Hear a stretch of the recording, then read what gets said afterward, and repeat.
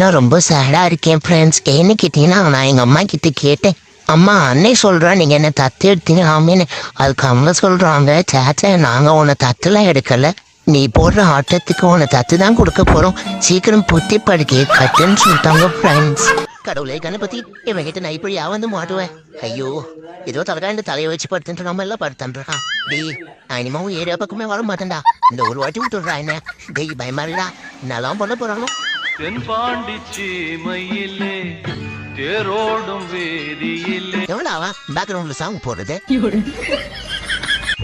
நல்ல சோறா போடுதீங்கன்னா கெட்டு போன சோறா போட்டுட்டா வைத்த பொருட்டுக்கு. ஐயோ எக்கோ காப்பாத்துடா, தூக்குடி பரட்ட.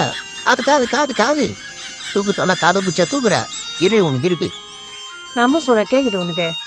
நல்ல சோறு வேணும் அவ்வளோ வேணும், அது ஒரு பரட்ட.